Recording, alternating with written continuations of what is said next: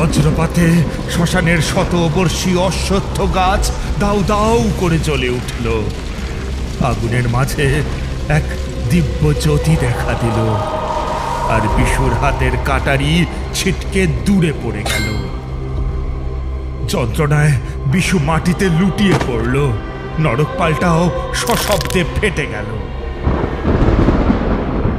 বজ্রের গর্জনে চারিদিক কাঁপতে লাগলো, আর বিশুর শরীর থেকে কালো ধোঁয়া বের হলো। বুঝলাম কাজ এখনো বাকি। আমি মন্ত্রপুত দিয়ে একটি পায়রা নিয়ে আসলাম। মা, এই অবোধ জীবের রক্তে আজ শান্ত হ। তোর তৃষ্ণা আর যেন কোনো মানুষের দিকে না ধায়। ক্ষমা করো মাগো, ক্ষমা করো আমায়। কিশোরী, তাড়াতাড়ি করো ভাই, একটা সিগারেটের প্যাকেট নিতেই যদি এত দেরি করে দাও, তাহলে ঠাকুর মশাইয়ের কাছে পৌঁছানোর আগেই বৃষ্টি নেমে আসবে। আরে দাঁড়াও গো, দেখছো নাকি ভিড়? এই তো পেয়ে গেলাম। চলো এবার ঠাকুর মশাইয়ের বাড়ির দিকে যাওয়া যাক। উফ, আজকে যে ওনার বাড়িতে যেতে পারবো কল্পনাই করতে পারিনি হে। তাও শনিবার বলে হাফ ছুটি নিয়ে বেরিয়ে পড়লাম। ভাগ্য ভালো যে তোমার সাথে ট্রামেই দেখা হয়ে গেল, নইলে আবার তোমার বাড়িতে ছুটতে হতো, আর সেখানে অনেকটা সময় নষ্ট হতো। এই যে ঠাকুর মশাইয়ের বাড়িতে পৌঁছে গেছি, দেখো। ওই সময়েই শুনলাম উদাত্ত কণ্ঠে ঠাকুর মশাই মন্ত্র পাঠ করছেন। দরজার কড়ায় কিশোরী আলতো নাড়া দিল, তবু মন্ত্র পাঠ থামল না। ভিতর থেকে এসে চারি দরজা খুলে ইশারায় আমাদের বসতে দিল। চতুর্ভুজম কালিকাং দক্ষিণাং দিব্যাং মুন্ডমালা বিভূষিতা। একটু পরেই ঠাকুর মশাই লাল কৌপিন পরে জবা হাতে এসে আমাদের মাথায় ছুঁয়ে আশীর্বাদ করে বললেন, কল্যাণ হোক, জীবনে উন্নতি করো, জয় মা। দাঁড়াও, তোমরা একটু প্রতীক্ষা করো, আমি এই ধরা চুরোটা ছেড়ে তারপর সুস্থ হয়ে বসছি। কথাটা বলেই উনি ওই স্থান থেকে চলে গেলেন। চারি এসে আমাদের সামনে চা জল খাবার রেখে গেল। ঠাকুর মশাই প্রবেশ করলেন পান চিবোতে চিবোতে। কিশোরী বলল, আপনি যে কালী পুজো করেছেন, সব কালীকে কি বাড়িতে পুজো করা যায় ঠাকুর মশাই? আর ওই পুজো কি তন্ত্র মতে করেছিলেন আপনি? কে বলেছে বাড়িতে সব কালী মূর্তি রাখা যায়? না জেনে কালী পূজা করলে বড় বিপদ নেমে আসে উপাসকের জীবনে। কালীর বহু রূপ আছে, দক্ষিণা কালী, শ্যামা কালী, মহাকালী, শ্মশান কালী, চামুন্ডা কালী, ভদ্রকালী, রক্তকালী, গুজ্জ কালী, রক্ষা কালী ইত্যাদি। তবে দক্ষিণা কালী ছাড়া অন্য কোনো রূপ বাড়িতে প্রতিষ্ঠা করা উচিত নয়। আর তন্ত্র মতে ঘরে কালী পূজা হয় না, সেখানে বলি অপরিহার্য, তা না হলে দেবী রুষ্ট হতে পারেন। আপনার ঝুলিতে এমন কোনো অভিজ্ঞতা আছে কি? হ্যাঁ, এমন অভিজ্ঞতা আছে। তোমরা নিশ্চয়ই বীরভূমের দুবরাজপুরের পাহাড়েশ্বর শ্মশানকালীর কথা শুনেছ। সেখানেই একবার আমাকে যেতে হয়েছিল, তখন আমি গ্রামে থাকি।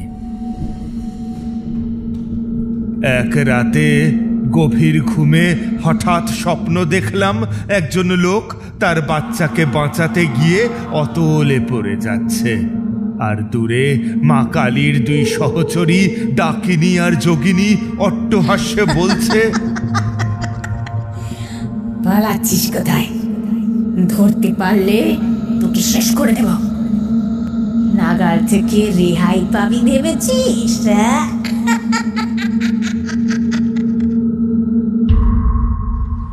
আমি ঘুম থেকে উঠে পড়লাম, আরে নিজের মনেই বললাম, ও কি মারাত্মক দুঃস্বপ্ন দেখলাম। কিন্তু কিন্তু কোথায় স্থান? আমাকে যেতে হবে। গুরুদেব আমাকে বারংবার বলেছিলেন, তারানাথ, তুই এখন সাধনার অতি উচ্চ স্তরে অবস্থান করছিস। তোর কাজ শুধু মানুষকে নিজের শক্তি দিয়ে বিপদের হাত থেকে বাঁচানো। তাই সাবধান, তুচ্ছ ইঙ্গিত পেলেও তুই কিন্তু ভুল করেও ওই সংকেত অবজ্ঞা করবি না, কেমন? আমি ওই কথা মনে করে নিজের কেরোসিন কাঠের বাক্স তার উপর কুপি জ্বালিয়ে বসে পড়লাম আর একটি বিশেষ পদ্ধতি অনুসরণ করলাম। একটি কলম এবং একটি সাদা পৃষ্ঠা নিয়ে তারপর চোখ বুজে বিড় বিড় করে মন্ত্র আওড়ে নিলাম। ওং অদৃশ্য পথ প্রকাশায় নমঃ, গুপ্তলোক দ্বারোদ্ঘাটনায় স্বাহা। এই মন্ত্র পাঠের পরেই আমার হাত আপনা আপনি চলতে শুরু করলো এবং আমি কিছু যেন লিখতে শুরু করলাম। এরপর হাত থামলে চোখ খুলে দেখলাম যে খাতার পৃষ্ঠা ভর্তি হয়ে একটি ধাঁধা লেখা আছে। ধাঁধাটি আমি নিজের মনে একবার পড়লাম। লাল মাটির দেশে পাথরের পাহাড়, ফাঁকে লুকায় প্রাচীন এক মন্দিরের বাহার। সকাল ধূপে সন্ধ্যায় শঙ্খে জাগে তার ঘর, নাম বলবো না শুধু শেষটা থাকে পুর। নির্জন পাথরে দেবতা নীরব বসে, ভক্তরা আসে পথ হারিয়ে মনের ঠেসে। সেই রাতে কালো মেঘে ঢেকে গিয়েছিল দিগন্ত, এক পথহারা মানুষ পড়েছিল মারাত্মক সংকট। বলতো জ্ঞানীজন, বুঝলে যদি সুর, কোথায় সেই রহস্য লুকিয়ে পাথরের পুর? ধাঁধাটি পড়ে আমি স্তম্ভিত হয়ে গেলাম। বহুক্ষণ পরে সেই ধাঁধার উত্তর পেলাম আর পরের দিনই রওনা দিলাম দুবরাজপুরের ওইখানে। আজকের দিনের মতো ওই স্থান এত উন্নত ছিল না। জঙ্গলাকীর্ণ ওই স্থানে মাটির ঘর বাড়ি আর গরুর গাড়ি চলে বেড়ায়। দুবরাজপুর অঞ্চলে যখন আমি একাই ঘুরে বেড়াচ্ছি, তখন সম্পূর্ণ অপ্রত্যাশিতভাবে আমার কাছে ছুটে এলো এক ব্যক্তি। তারপর আমার পায়ে পড়ে বলল, বাবা, বাবা, আপনি কি তান্ত্রিক সাধক? আমাকে রক্ষা করুন, আমি বড় বিপদে পড়ে এসেছি আপনার কাছে। আমার একমাত্র ছেলেকে খুঁজে পাওয়া যাচ্ছে না বাবা। স্থির হয়ে বসো, খুলে বলো কি হয়েছে তোমার? তোমার নাম কি? আমার নাম নিতাই। বাবা, আমারই গ্রামেই বাস, বুঝলেন। কদিন আগে আমার ছেলে বিশু ঘুরতে ঘুরতে মামা ভাগ্নে পাহাড়ের দিকে চলে যায়, কিন্তু সন্ধ্যা পেরিয়ে রাত হলেও সে আর ফেরে না। ওই পাহাড়েশ্বর মন্দিরের পাথরের খাঁজে কোথাও সে একটা হারিয়ে গেল, কিন্তু কেউ সেটা জানে না। পাহাড়েশ্বর মন্দির, যেখানে শিব আর শ্মশানকালী অধিষ্ঠান করেন না, কিন্তু সেখানে তোমার ছেলে কি কারণে গিয়েছিল? ওইখানে তো শুনেছি সচরাচর কেউ যেতে চায় না। হ্যাঁ বাবা, আপনি ঠিকই বলেছেন। ঘন জঙ্গলে আবৃত ওই স্থান বড় দুর্গম এবং ভয়ঙ্কর। কুকুর, শিয়াল এবং সর্বোপরি সাপের আনাগোনা অত্যাধিক।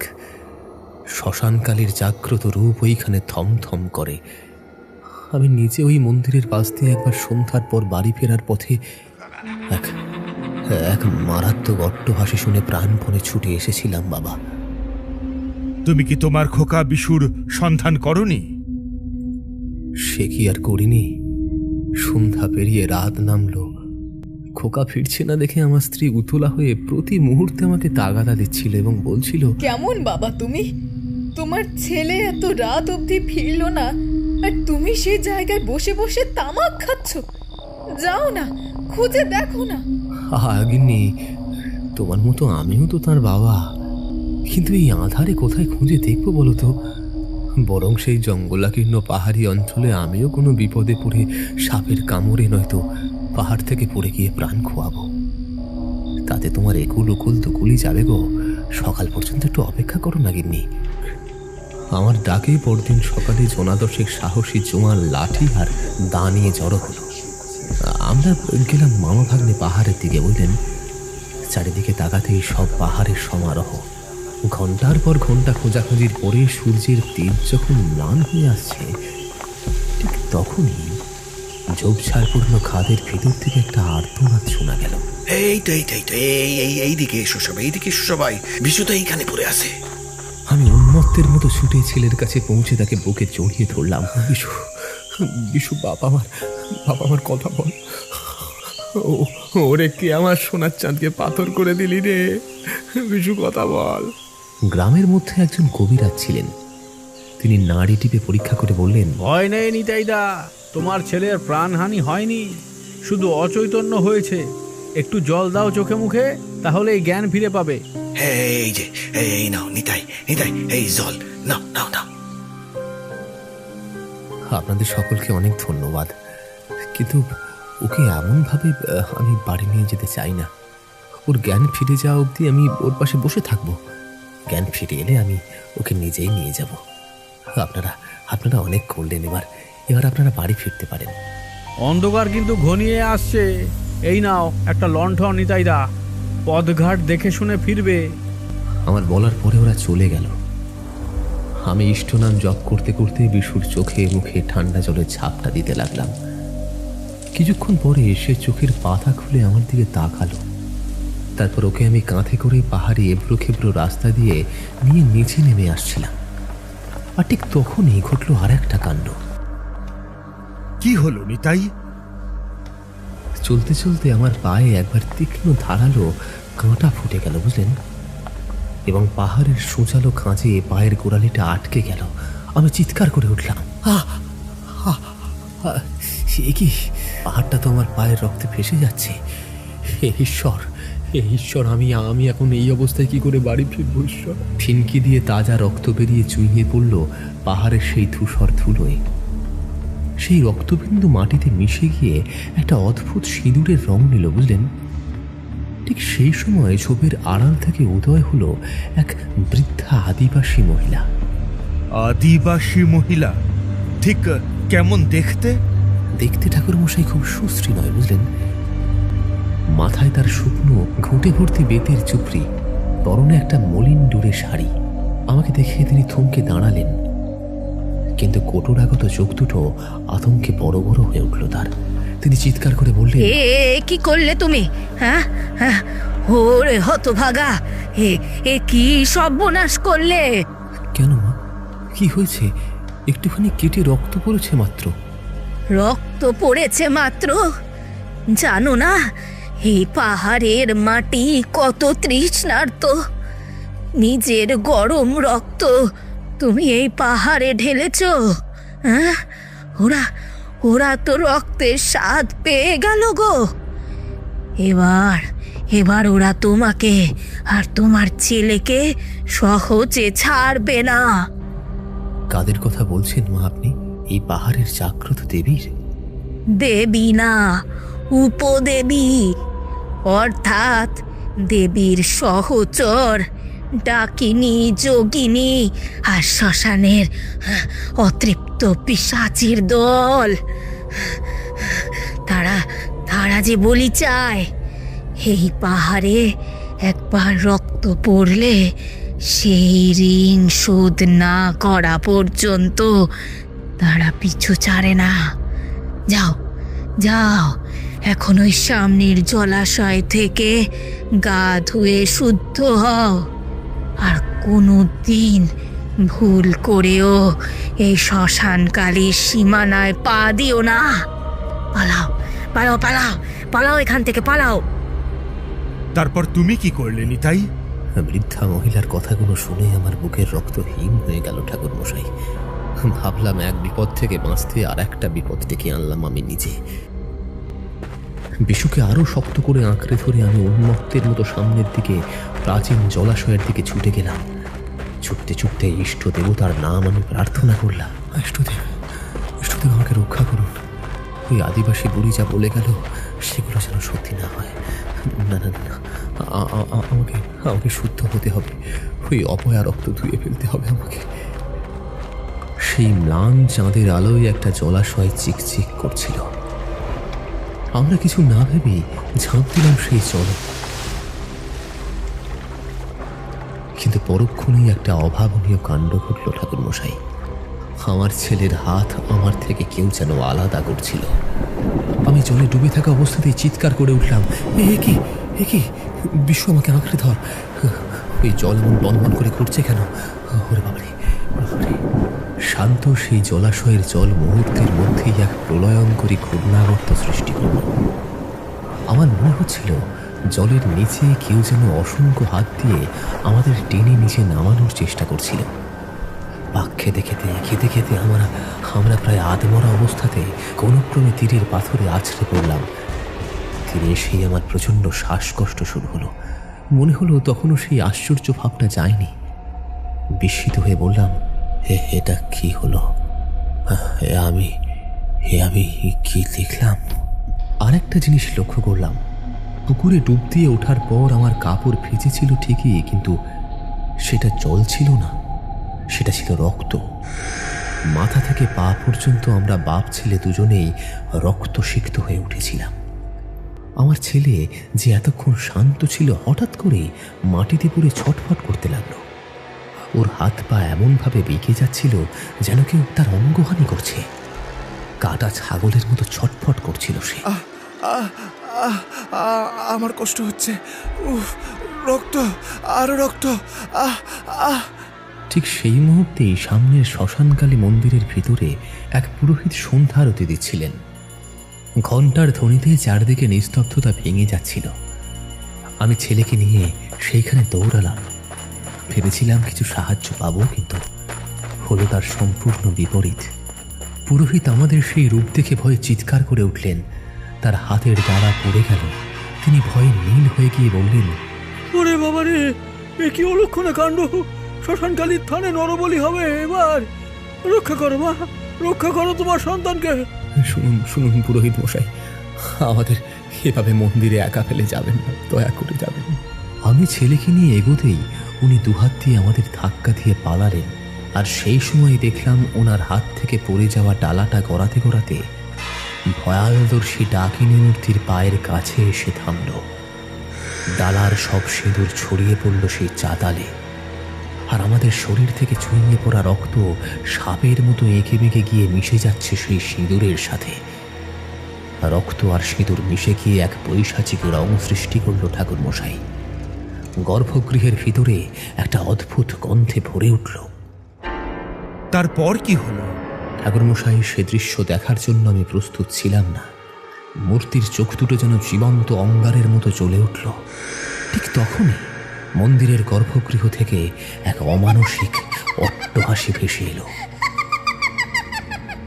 তৃষ্ণা, বড় তৃষ্ণা, কত যুগ পর এই পাহাড় রক্তের স্বাদ পেল। নিতাই, তুই পালাবি কোথায়? যে রক্ত তুই মাটিতে ঢেলেছিস, সেই রক্তই তোকে আমাদের কাছে টেনে আনবে।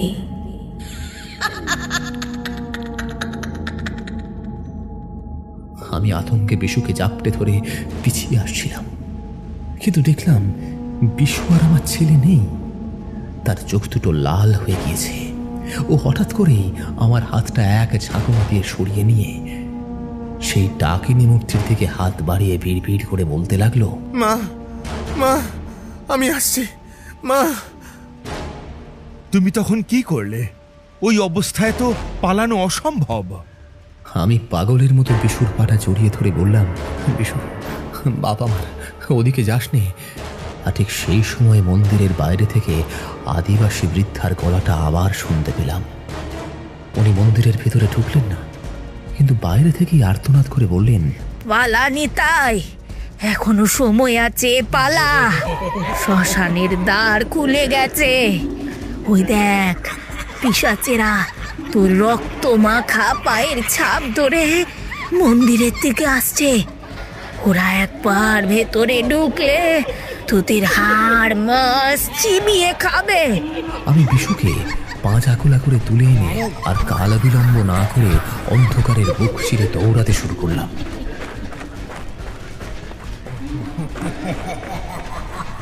পিছন থেকে সেই অসংখ্য অশরীরী ছায়ার মর্মর শব্দ আর সেই পিশাচিনীর হাসি পাহাড়ের গায়ে প্রতিধ্বনিত হচ্ছে। কোনো মতে গ্রামের সীমানায় পৌঁছে আমি যখন নিজের মাটির ঘরে আছড়ে পড়লাম, তখন আমার সারা শরীর ঘাম আর সেই অলৌকিক রক্তে মাখামাখি। রক্ষা করো মা, রক্ষা করো। গিন্নি, ও গিন্নি, শিগগির আলো জ্বালো, বিশুর দশাটা দেখো একবার। আমার স্ত্রী ত্রস্ত পদে লণ্ঠন নিয়ে এলো। বিশু মেঝেতে বসে এক দৃষ্টে দেওয়ালের দিকে তাকিয়ে আছে, আরো ঠোঁটের কোণে লেগে আছে এক বিজাতীয় হাসি।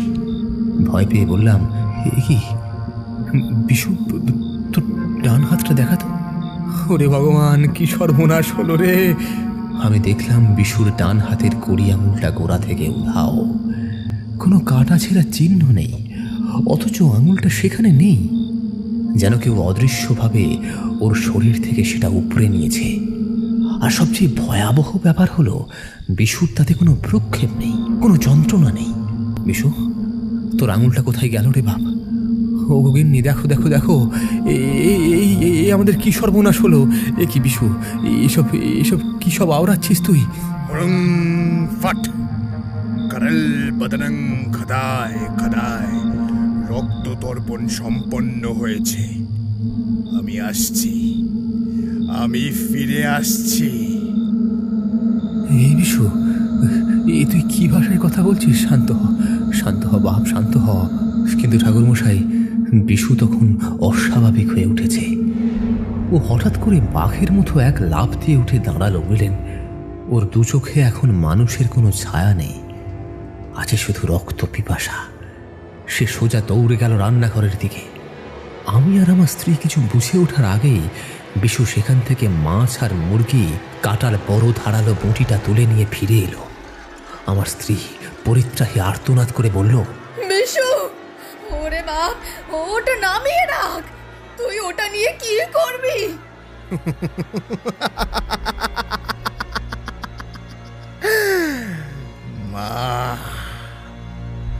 মা বলি চেয়েছে, নিজের রক্ত দিয়ে পাহাড়ের মাটি ভেজেছে। এবার এই ধারালো লোহার পাতের উপর কার মুন্ডু পড়বে?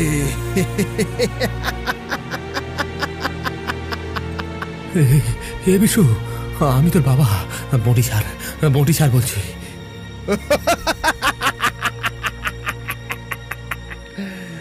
বাবা? কার বাবা? আজ শুধু রক্ত ঝরবে। যে আমাকে পাহাড় থেকে ফিরিয়ে এনেছে তাকেই আগে শেষ করব।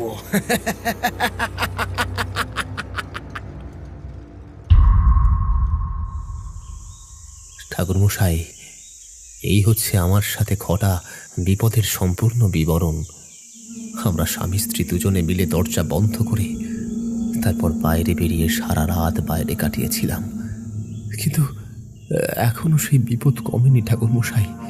কি করব সেটাই ভাবছি।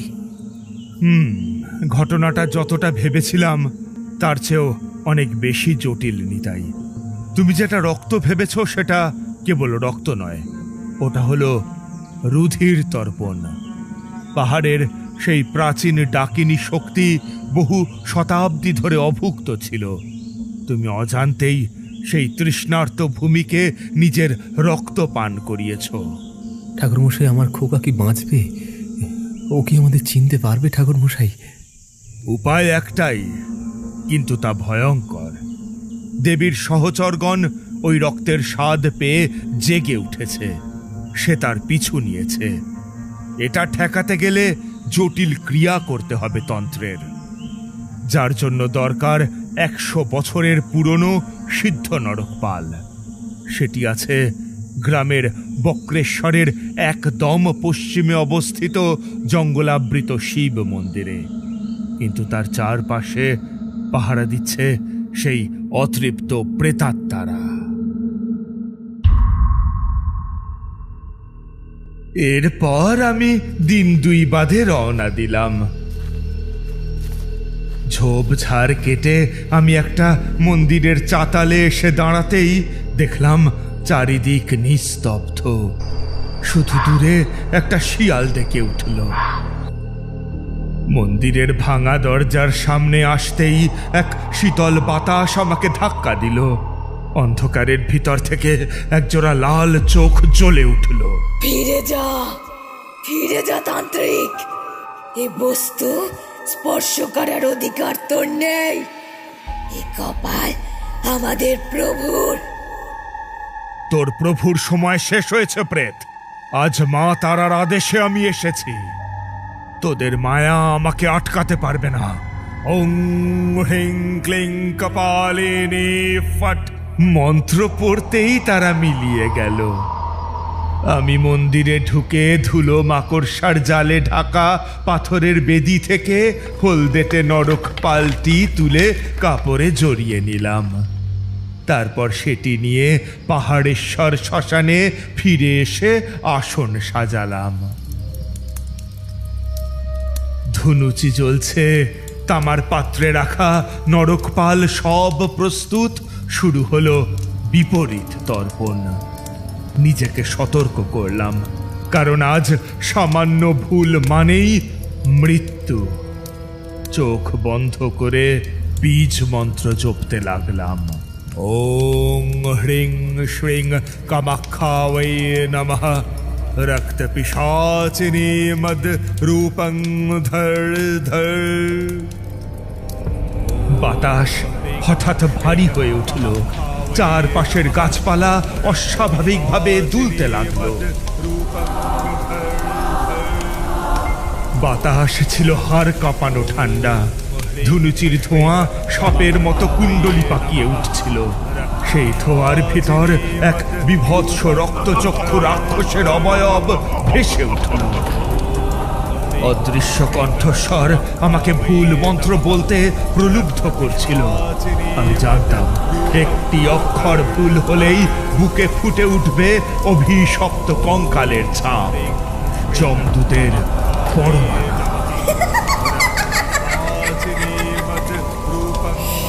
তারানাথ, তুই কি অমর?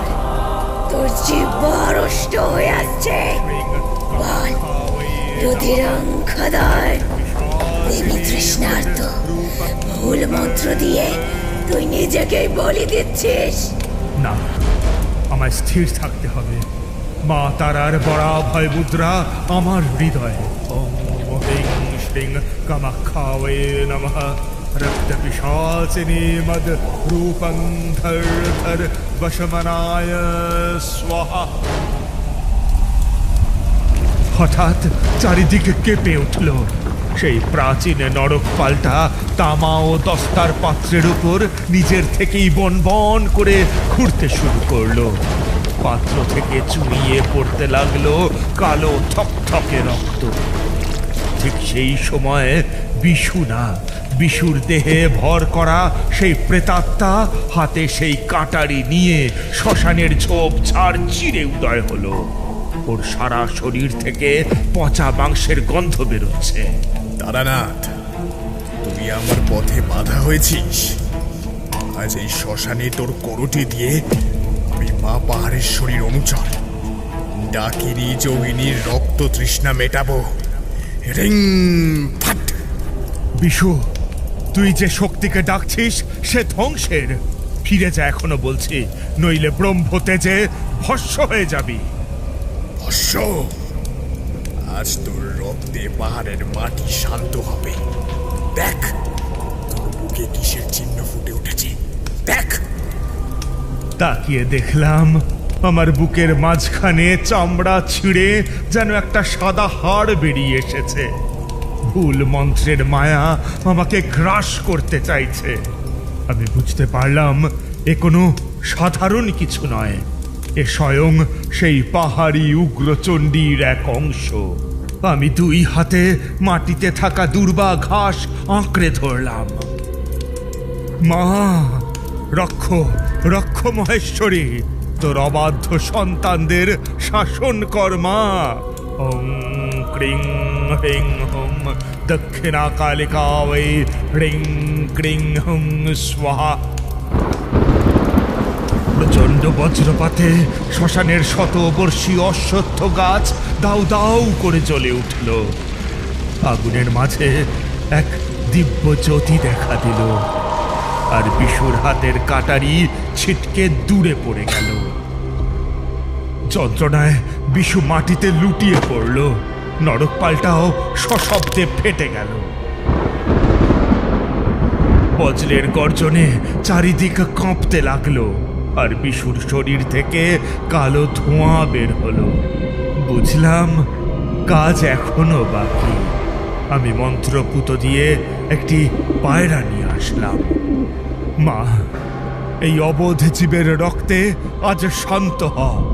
তোর তৃষ্ণা আর যেন কোনো মানুষের দিকে না ধায়। ক্ষমা করো মাগো, ক্ষমা করো আমায়। এক ঝটকায় পায়রাটির বলি দিয়ে তার রক্ত নিজের হাতে মেখে আমি লাল সুতোয় তার পা বেঁধে অন্ধকারের মধ্যে দৌড়ে উঠলাম পাহাড়েশ্বর পাহাড়ের প্রাচীন গুহা মন্দিরে। চারপাশে অশরীরী অট্টহাসি শোনা যাচ্ছিল, কিন্তু তবু আমি থামিনি। মন্দিরে পৌঁছে দেখি টিমটিমে প্রদীপের আলোয় মায়ের ভয়ঙ্কর উগ্র মূর্তি, আর দুপাশে দাঁড়িয়ে আছে রক্তচক্ষু ডাকিনী ও যোগিনী। আমি দ্রুত রক্ত দিয়ে মেঝেতে এক জটিল তান্ত্রিক নকশা আঁকতে শুরু করলাম। ওং ঐং হ্রিং ক্লিং চামুণ্ডায়ে বিচ্ছে, রক্তবীজ বিনাশিনী, এই নৈবেদ্য গ্রহণ কর।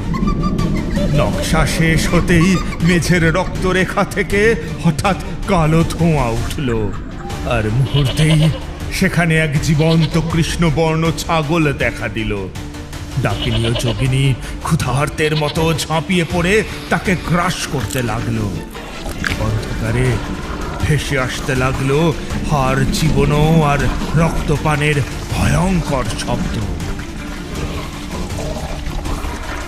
মা, সর্বেশ্বরী, বিশু অবোধ।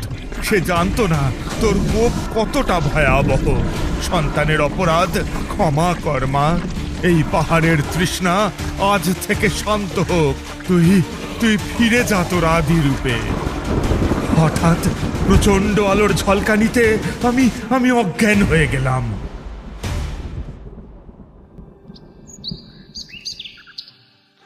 চোখ খুলে দেখি ভোর হয়ে গেছে, পাখির ডাক শোনা যাচ্ছে। মন্দিরের সেই ভয়ঙ্কর পরিবেশ উধাও।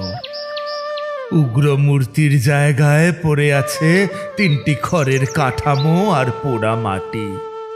রক্ত ডাকিনী কিছুরই চিহ্ন নেই।